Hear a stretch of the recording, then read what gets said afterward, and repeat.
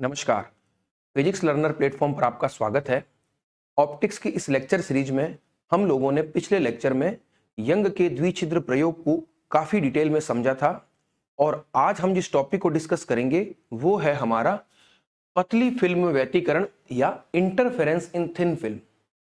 अब ये जो टॉपिक है वो आपके बहुत इंपॉर्टेंट टॉपिक है और इस टॉपिक में से क्वेश्चन हमेशा ही पूछे जाते हैं। जो मेजर क्वेश्चन होता है वो इस टॉपिक में से आता ही आता है, तो हम इसको बहुत डिटेल में और बहुत आराम से समझेंगे और एक एक चीज को नोट डाउन करते चलेंगे। अब देखिए, एक इंपॉर्टेंट चीज आपको ध्यान रखनी है कि जब कभी भी हम व्यतिकरण की घटना को पढ़ते हैं तो उसमें हम लोगों ने एक इसेंशियल कंडीशंस पढ़ी थी। आपको पता होगा व्यतिकरण के लिए आवश्यक शर्तें, तो वहां पर हमने एक बहुत इंपॉर्टेंट बात नोट की थी। वो बात ये थी कि जब तरंगों में अध्यारोपण होता है तभी आपको व्यतिकरण प्रतिरूप प्राप्त होता है। तो उसमें सबसे इंपॉर्टेंट कंडीशन ये थी कि वो जो तरंगे हैं वो कला संबद्ध स्रोत से प्राप्त होनी चाहिए, जो आपकी कोहेरेंट सोर्सेज हैं उनसे प्राप्त होनी चाहिए। फिर हमने ये भी चर्चा की थी कि आइडियली तो आपके पास कोई भी स्रोत कला संबद्ध होता नहीं है, तो फिर क्या होगा। तो हमने ये पढ़ा था कि कला संबद्ध स्रोत को प्राप्त किया जाता है कुछ विधियों के द्वारा, और हमने दो विधियों की चर्चा की थी। कौन कौन सी थी?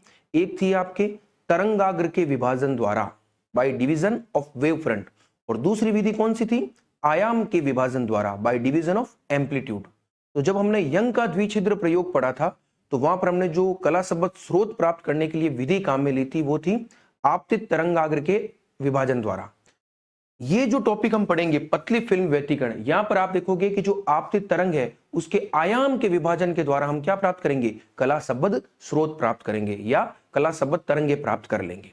तो आपको मोटे मोटे तौर पर चीज समझ में आ गई कि इस व्यतिकरण में जो आपके कला संबद्ध तरंगे प्राप्त होगी वो किस विभाजन द्वारा प्राप्त होगी? आयाम के विभाजन द्वारा प्राप्त होगी। तो मैं यहां पर एक लाइन लिख देता हूं, आप छोटे छोटे पॉइंट्स उनको नोट करते चले। आप लिख लें यहां पर, इसके अंतर्गत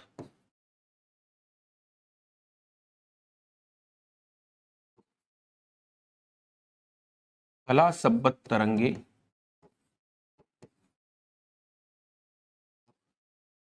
आपतित तरंग के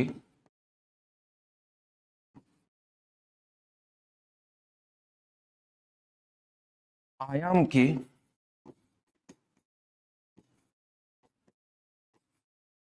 विभाजन द्वारा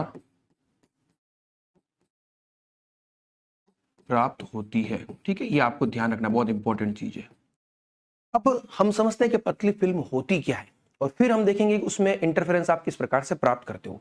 तो पतली फिल्म का मतलब क्या हो गया कि इसको आप ऐसे देखो, जैसे मान लीजिए आपके पास ये इस प्रकार की मैंने कोई शेप बना दी, ये तो ये आपकी एक फिल्म हो गई, थिन फिल्म। थिन फिल्म का मतलब क्या हो गया कि ये जो इसकी मोटाई है, जिसको मान लो मैं टी कहता हूं, ये टी क्या है? अत्यल्प है, यानी बहुत पतली, माइक्रोमीटर की रेंज की हो सकती है। ठीक है ना? तो इस प्रकार की जो फिल्म होती है इसको हम कहते हैं पतली film.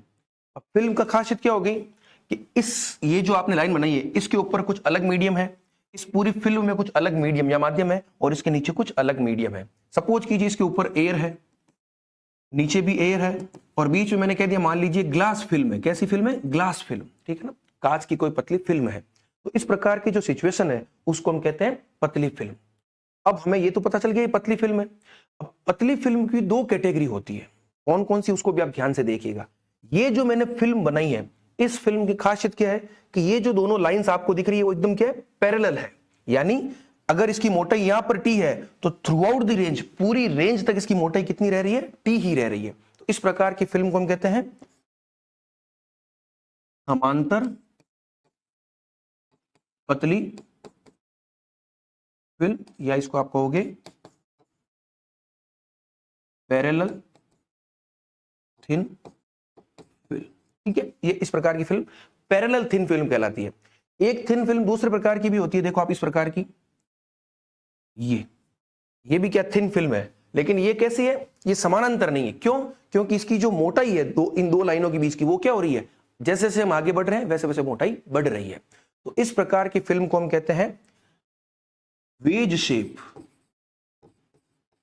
Wedge shaped thin film, या इसको आप कहते हो हिंदी में फानाकार पतली फिल्म। तो आपको दोनों ही कैटेगरी पता होनी चाहिए कि ये है आपकी पैरेलल थिन फिल्म, ये है आपकी वेज शेप थिन फिल्म, और दोनों ही कैटेगरी आपको पढ़नी है। आप याद रखना कि जब कभी भी आपको ऐसा कहा जाए कि पतली फिल्म में व्यतिकरण, तो उसका अपने आप से ही मतलब क्या है, समांतर पतली फिल्म है। वेव शेप कहने पर ही हमें डिस्कस करना है। अगर कुछ भी ना कहे ऐसा कहे पतली फिल्म में व्यतिकरण, तो आपको समझ जाना है कि ये वाला केस है। फिर हम अगले केस में वेव शेप फिल्म को भी कंसीडर करेंगे। तो इस लेक्चर में हम सबसे पहले जो डिस्कस करेंगे वो कौन सी करेंगे, ये आपकी ये केस हम डिस्कस करेंगे। तो सबसे पहला जो हमारा टॉपिक था पतली फिल्म में व्यतिकरण, तो आपको पतली फिल्म क्या होती है, थिन फिल्म क्या होती है, वो पता चल गया। अब हमारा अगला स्टेप क्या होगा कि इस थिन फिल्म में व्यतिकरण क्यों हो रहा है, और हो रहा है तो फिर हम उसके पैटर्न को कैसे प्राप्त करेंगे, वो सारा डिस्कशन हमें करना है। लेक्चर थोड़ा लेंथी होगा, तो मैं क्या करूंगा, इसको 2-3 पार्ट में बांट करके अपलोड कर दूंगा, तो आपके लिए पढ़ने में बहुत आसानी रहेगी। अब देखो एक चीज यहां पर आप और देखो, जैसे ये एयर है, तो एयर का अपवर्तांक आपको पता है कितना होता है, 1। इसको अपवर्तांक को कई बार म्यू से भी दर्शाते हैं और कई बार आप एन से भी दर्शा सकते हो, तो कोई बड़ी बात नहीं है। नीचे भी एयर है तो इसका अपवर्तांक भी कितना हो गया, 1 हो गया। और ये बीच में कोई दूसरा मीडियम है, मान लो मैंने कह दिया ग्लास मीडियम है, तो इसका अपवर्तांक कितना हो गया, 1.5। ठीक है, ये चीज आपको पता होनी चाहिए। क्लियर कट है। तो इस प्रकार की सिचुएशन जब होती है तो उसको हम कहते हैं पतली फिल्म। अब हम आगे बढ़ते हैं कि इस फिल्म में व्यतिकरण किस प्रकार से होगा। और आपको यह भी पता है कि यहां पर आप जो डिस्कस करोगे वो क्या करोगे कि यहां पर आप देखोगे कि आपतित तरंग के आयाम का विभाजन हो रहा है। जो एक सिंगल इंसिडेंट वेव थी जिसका आयाम कुछ भी हो, अब वही आयाम क्या हो रहा है, अन्य तरंगों में बट रहा है। ठीक है, अब देखो आप, मैंने यहां पर एक डायग्राम बनाया, उसको आप देखिएगा। ये देखिए आप, सबसे इंपॉर्टेंट डायग्राम है, बहुत आराम से देखिए आप, मैं आपको पूरा डिटेल में बता देता हूं। ये आपको पता चल गया, देखो ये क्या है, एक थिन फिल्म है। ये देखो आप, पहले आप सिर्फ इसको देखो, ये क्या है, थिन फिल्म है। क्लियर है। इस थिन फिल्म के लिए मैंने क्या दिया कि इसका अपवर्तनांक 1.5 है, वो ग्लास थिन फिल्म है, ऊपर एयर है नीचे एयर है, और इस थिन फिल्म की मोटाई क्या है, टी है। मैं लिख दिया पतली फिल्म की मोटाई।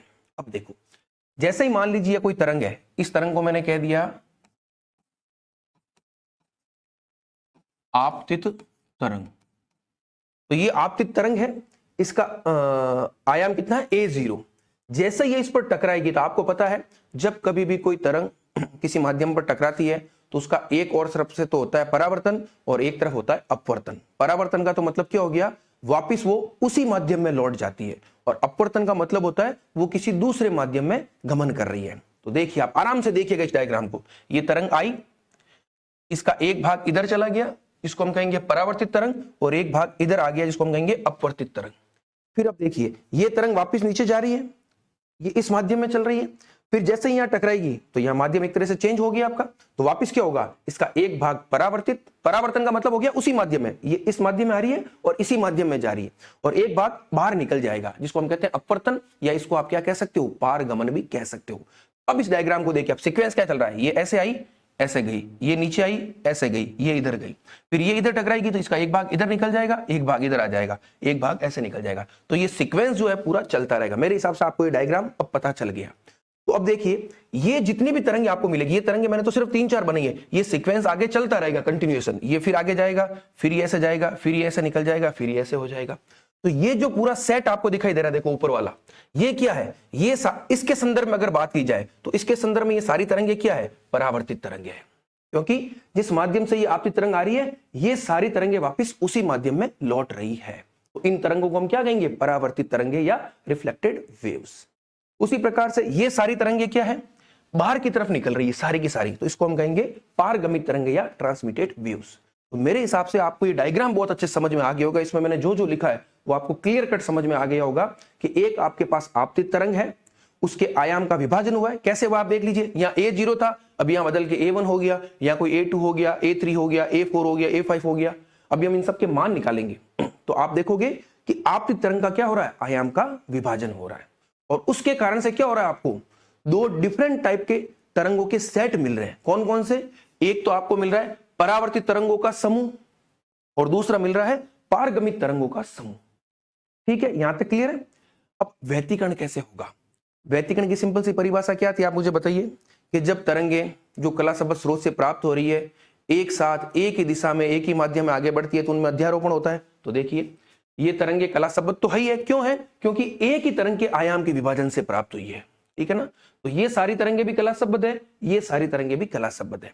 ये सारी तरंगे एक साथ एक ही दिशा में एक ही माध्यम में आगे बढ़ रही है तो इनमें क्या होगा, अध्यारोपण होगा ही होगा। तो इन तरंगों में अध्यारोपण से भी आपको व्यतिकरण प्रतिरूप मिलेगा, और इन तरंगों में अध्यारोपण से भी आपको व्यतिकरण प्रतिरूप मिलेगा।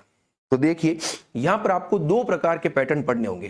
पहला पैटर्न तो पढ़ना होगा परावर्तित तरंगों में अध्यारोपण के कारण व्यतिकरण प्रतिरूप, और दूसरा पैटर्न पढ़ना होगा पारगमित तरंगों में अध्यारोपण के कारण व्यतिकरण प्रतिरूप।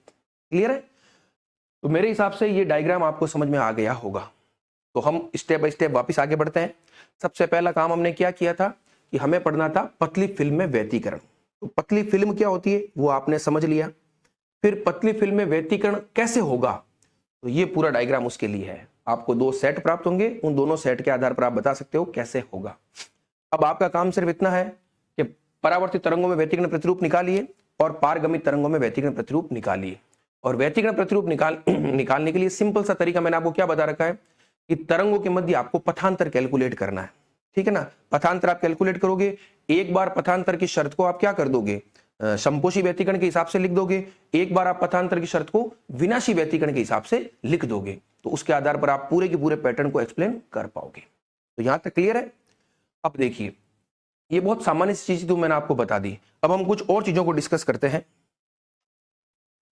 अब देख लीजिए ये डायग्राम तो क्लियर हो गया। अब इस डायग्राम में जो भी मैंने बनाया उसको मैंने लैंग्वेज के रूप में भी लिखा है, तो आप इसको एक बार नोट डाउन कर लीजिए। ठीक है ना? क्योंकि हमें नोट्स भी बनाने हैं तो मैंने सारी चीज लिख दी है। तो देखो मैंने क्या लिखा है कि जब कोई प्रकाश तरंग जिसका आयाम E0 है किसी पतली फिल्म पर आपतित होती है तो क्रमागत परावर्तन तथा अपवर्तन, आपने देखा ना परावर्तन अपवर्तन हो रहा था, के कारण हमें परावर्तित तथा पारगमित तरंगों का एक समूह प्राप्त होता है। देखा था आपने डायग्राम में, ऊपर की तरफ आपको मिल गया था परावर्तित तरंगों का समूह और नीचे की तरफ मिल गया था आपको पारगमित तरंगों का समूह, जिनमें अध्यारोपण होगा। आपने कहा ही था कि तरंग एक साथ जा रही है तो उनमें अध्यारोपण हो रहा है, इधर भी तरंग एक साथ जा रही है तो उनमें क्या हो रहा है, अध्यारोपण हो रहा है। और जब अध्यारोपण होगा तो हमें क्या मिल जाएगा, व्यतिकरण प्रतिरूप मिल जाएगा।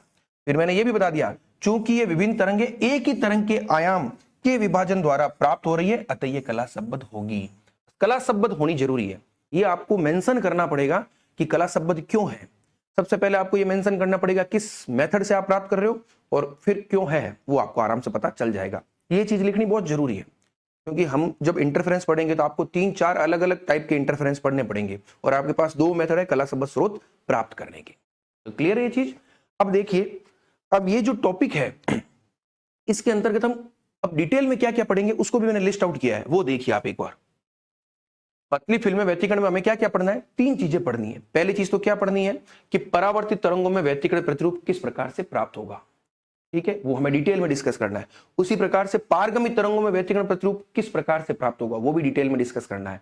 और एक इंपॉर्टेंट चीज जो हमें डिस्कस करनी है जो आज के लेक्चर में हम करेंगे वो है कि आपको देखो इसमें भी व्यतिकरण प्रतिरूप प्राप्त हो रहा है, इसमें भी व्यतिकरण प्रतिरूप प्राप्त हो रहा है, तो दोनों में से ज्यादा स्पष्ट व्यतिकरण प्रतिरूप किस में प्राप्त होगा।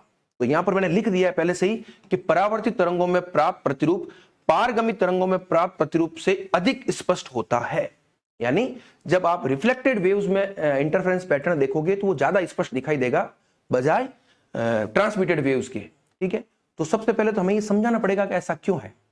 ये तो मैंने कह दिया तो आपको इसको प्रूफ करना पड़ेगा, ये जो लाइन लिखी है उसको प्रूफ करना पड़ेगा। तो सबसे पहले जब हम इस पूरे टॉपिक को डिस्कस करेंगे तो पहले इस वाले पॉइंट को डिस्कस करेंगे और बाद में इन पॉइंट्स को हम डिस्कस कर लेंगे। ये सारे पॉइंट्स जो है अपने आप में बड़े क्वेश्चन को लिए हुए हैं। ठीक है ना, मैं सारे क्वेश्चन भी आपको बताऊंगा कि किस प्रकार से क्वेश्चंस पूछे जाते हैं। आप बहुत आराम से वीडियो को पॉज कर करके एक एक चीज को ध्यान से सुनिए, एक एक चीज को नोट डाउन कीजिए। मैं पूरा का पूरा बोर्ड पर लिख करके बताऊंगा, कोई भी जो लाइन होगी या कोई भी पॉइंट होगा वो मिस नहीं करूंगा, तो आपको समझने में कोई दिक्कत नहीं आएगी। ठीक है ना, ऐसा कोई पॉइंट नहीं होगा जो मैं केवल बोल रहा हूं और आपको लिखना नहीं, मैं हर चीज बोर्ड पर लिखने वाला हूं। क्लियर कट है? तो ये चीज क्लियर हो गई। तो सबसे पहले हम इस टॉपिक में इस लेक्चर में क्या डिस्कस करेंगे, इस वाले पॉइंट को। अब इसको डिस्कस करने से पहले हमें कुछ 2-3 बातें और सीखनी पड़ेगी। वो क्या है वो भी आप नोट डाउन कर लीजिए। देखिए यहां पर मैंने पूरा कुछ लिखा है। अब ये क्या है इसको मैं समझा देता हूं। आपको पता है प्रीवियस क्लास में या हो सकता है इस साल आप कुछ एक टॉपिक पढ़ोगे कि विद्युत चुंबकीय सिद्धांत, या एक इंपॉर्टेंट टॉपिक है फ्रेनेल के संबंध। ये क्या है अभी आपको अगर समझ में आए हुए हैं तो अच्छी बात है, नहीं है तो मैं आपको बता देता हूं ये क्या दे रहे हैं। ये बता रहे हैं कि कोई भी विद्युत चुंबकीय तरंग, विद्युत चुंबकीय तरंग को हम किससे दर्शाते हैं, इलेक्ट्रिक फील्ड वेक्टर से दर्शाते हैं। ठीक है ना, विद्युत चुंबकीय सदिश से। विद्युत चुंबकीय सदिश कोई भी तरंग जब किसी माध्यम पर टकराएगी तो क्या होगा, परावर्तन भी होगा अपवर्तन भी होगा। तो जब तरंग टकराई तो उसका आयाम मान लीजिए कोई EI है, यहां पर मैंने क्या लिखा है EI, देखो ये 3 आयाम लिखे EI, ER और ET। EI का मतलब क्या हो गया, आपतित तरंग आयाम, आई का मतलब हो गया इंसिडेंट वेव। फिर दूसरा लिखा ई आर, परावर्तित तरंग का आयाम, रिफ्लेक्टेड वेव। और ई टी, ट्रांसमिटेड तरंग यानी ट्रांसमिटेड वेव्स का आयाम। तो ये तीनों नोटेशन आपको समझ में आ गए। ये देखिए वापस, ये आपके पास कोई माध्यम, इलेक्ट्रोमैग्नेटिक वेव आई, एक तो इधर निकल गई, एक इधर निकल गई। तो तीनों तरंग हैं, तीनों तरंगों के आयाम को मैंने दर्शा दिया, आपतित तरंग का आयाम, परावर्तित तरंग का आयाम और पारगमित तरंग या अपवर्तित तरंग का आयाम। अब अगर आपसे पूछे आपतित तरंग का आयाम तो आपको ज्ञात होगा, पर परावर्तित और अपवर्तित तरंग का आयाम हम कैसे लिखेंगे, तो उसके दो फॉर्मूले हैं। क्योंकि आपको इस पूरे पैटर्न, इस पूरे थिन फिल्म में करना क्या है, आपको आयाम ही तो निकालना है परावर्तित और अपवर्तित तरंगों के। तो उसके लिए हमें फॉर्मूले चाहिए, तो फॉर्मूले यहां से आते हैं। तो ये वाला जो फॉर्मूला है वो किसका है, परावर्तित तरंग का आयाम हम कैसे निकालेंगे, और ये वाला फॉर्मूला किसका है, पारगमित तरंग का आयाम हम कैसे निकालेंगे। तो सिंपल सी बात, इसका फॉर्मूला आपको याद रखना है, n1 minus n2 upon n1 plus m2 ei, और इसका हो जाएगा 2n1 upon n1 plus n2 ei। अभी n1 n2 क्या है, वहां पर हमने अभी थोड़ी देर पहले डायग्राम में लिखा था म्यू, चाहे म्यू कहो चाहे n कहो। तो n1 क्या हो जाएगा, पहले माध्यम का अपवर्तनांक, और n2 क्या हो जाएगा, दूसरे माध्यम का अपवर्तनांक।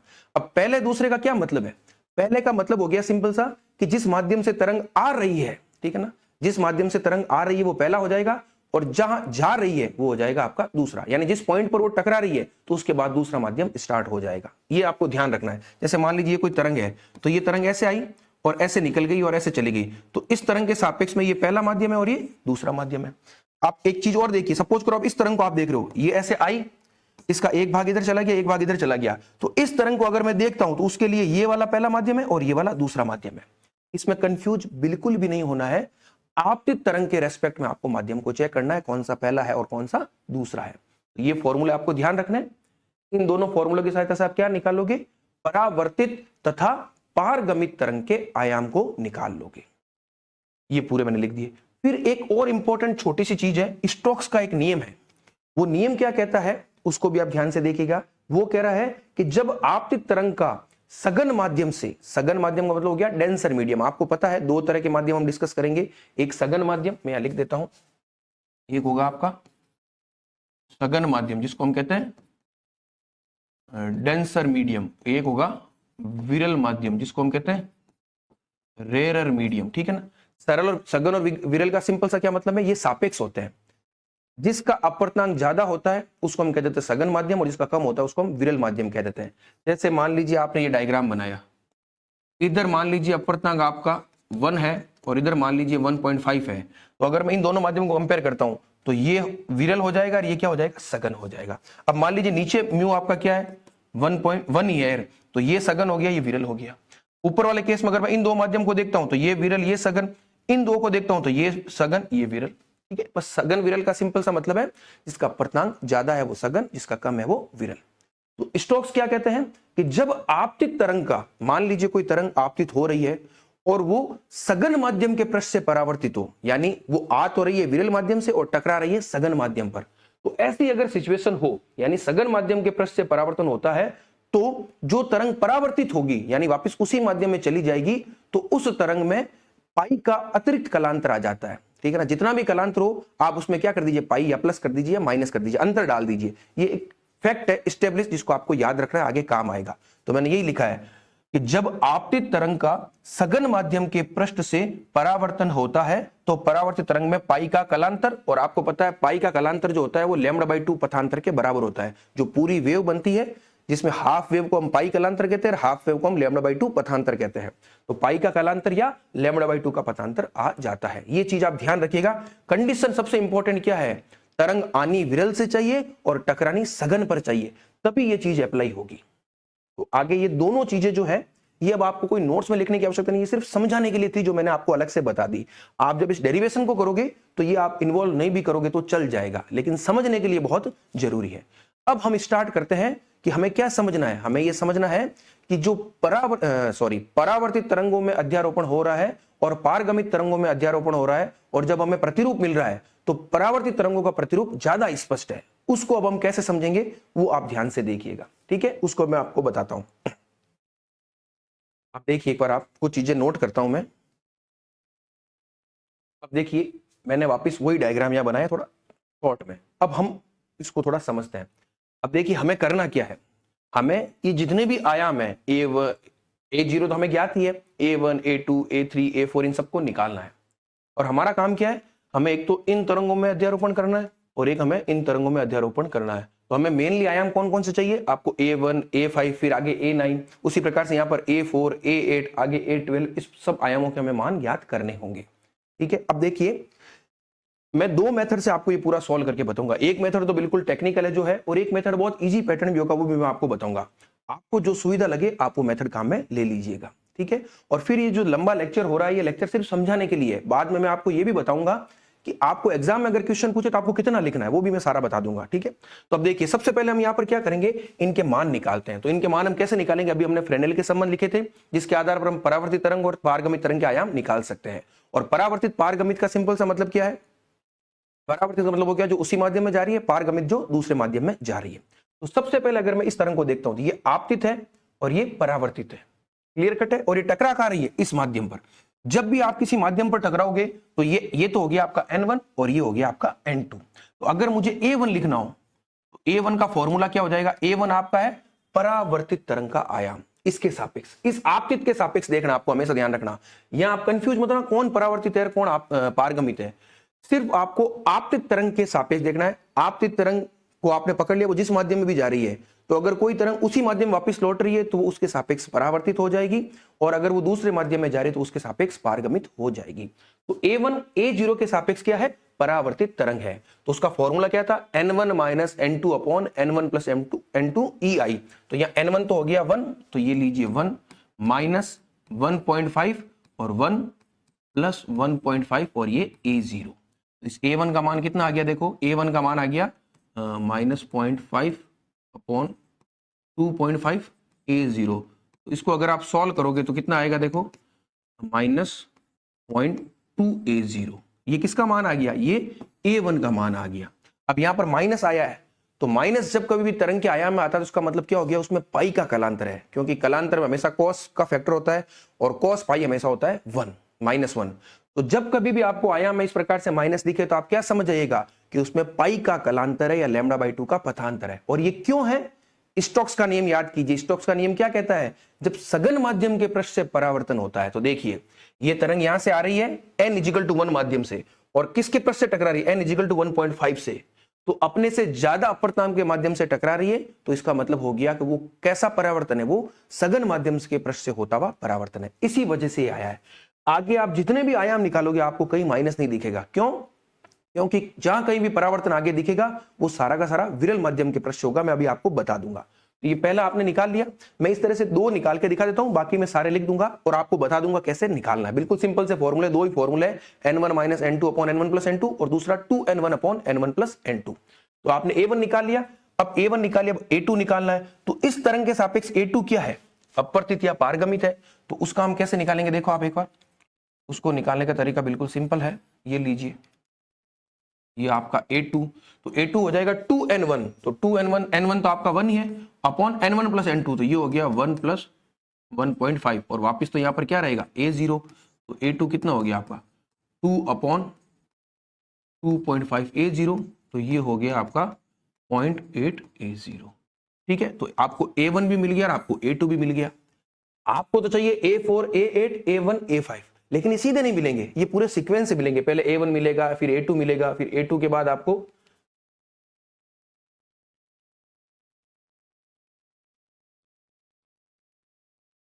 ये थोड़ा लिखने में गलती कर दी है, ये 3 है, ठीक है ना, 3, फिर 4, फिर 5। एक सेकंड इसको देखते हैं, थोड़ा डायग्राम को करेक्ट कर लीजिएगा, नोमेनक्लेचर थोड़ा मिस्टेक हो गया था। पिछले वाला जो डायग्राम था उसमें मैंने सही बनाया है। ये 1, 2, ये 3, 4, ये 5, ये 6, ये 7 इधर, 8 इधर, कोई दिक्कत नहीं है, आप समझिए बस परावर्तित और पारगमित को। तो अब देखिए A1 A2 हमने निकाल लिया, अब A3 और A4 निकालना है। तो A3 A4 के लिए देखो, ये जो तरंग है आपकी ये वाली, ये अब हो गई आपतित, तो ये आपतित है, तो ये परावर्तित और ये पारगमित, याद रखना। तो अब N1 N2 कैसे होगा, ये तरंग इस माध्यम में आ रही है 1.5 में, तो अब N1 आपका 1.5 हो गया और N2 आपका 1 हो गया। फिर देख लीजिए, मैं 2-3 निकाल देता हूं ताकि आपको पता रहे। तो यहां पर देखो हम निकाल रहे हैं A3 को निकाल रहे हैं सबसे पहले। तो A3 है परावर्तित, तो परावर्तित के लिए फॉर्मूला क्या होता है, N1 minus N2 upon N1 plus N2। तो ये अब होगा 1.5 माइनस 1 अपॉन 1.5 प्लस 1, और यहाँ आपकी तरंग अब A0 नहीं, अब कौन सी है, A2 है, ये लीजिए A2। तो ये हो गया आपका A3, ये सिंपल सा हो गया 0.5 अपॉन 2.5 A2। अब आपको सारा का सारा जो मान निकालना है वो A0 के पद में निकालना है, तो A2 का मान ये A0 के पद के रूप में लिख दीजिए। तो यहां से जैसे ही आप इसको मान लिखोगे, जो भी सॉल्व करके आप लिखोगे 0.2, ये तो ये हो गया और ये हो गया 0.8 A0। तो फाइनली आपका A3 क्या आ गया, 0.16 A0। तो ये A3 निकल करके आ गया। उसी प्रकार से आप एक और देख लीजिए, फिर कोई दिक्कत नहीं होगी। A4 देख लीजिए। A4 के लिए अब इसके सापेक्ष ये क्या है, पारगमित है, तो फॉर्मूला होगा 2n1। तो ये लीजिए 2 × 1.5 अपॉन 1 + 1.5 और A2। तो ये देखिए आप A4 कितना हो गया, ये हो गया 3/2.5 और A2 का मान है 0.8 A0। अब इसको आप जैसे ही रख के सॉल्व करोगे तो मैं लिख देता हूं मान क्या आ रहा है, इसका मान आ रहा है 0.96 A0। अब ये अपना आप 2-3 बार करोगे तो याद हो जाएगा, ये मैंने सारा बताया है। आप केवल 2 निकाल लीजिए और बाकी सभी मानों को लिख दीजिए। बाकी आपको याद हो ना हो, आपको A1, A5, A4, A8 याद होने चाहिए। तो अब मैं क्या कर रहा हूं, यह साइड में इन सभी के मान एक बार लिख देता हूं, आप उसको एक बार नोट डाउन कर लीजिए। तो ये मैंने रिमेनिंग जो वैल्यूज है वो सारी लिख दी है। ये कोई आपको लग रहा होगा टिपिकल है, टिपिकल है नहीं, ठीक है ना, बस सिस्टम मैंने आपको पूरा बता दिया, बहुत छोटे छोटे तरीके से आपको करना है। तो देखिए A1 आ गया, A3, A2, A4, A5, A6, A8 सब आ गए।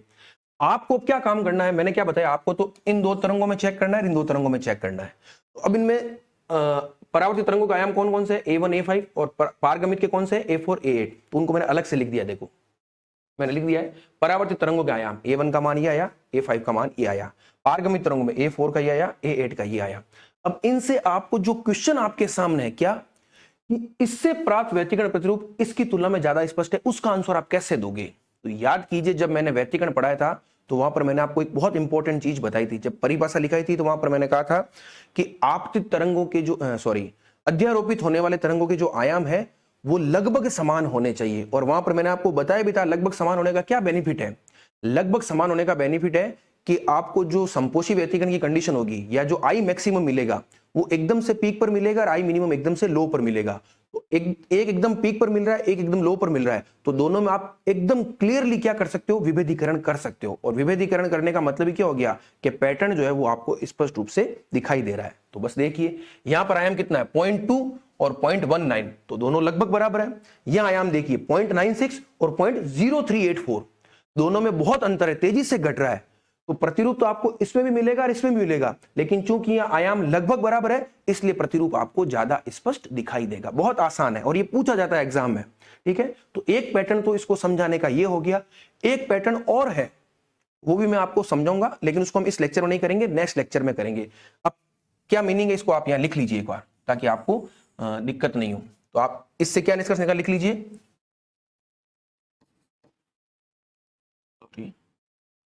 एक मिनट,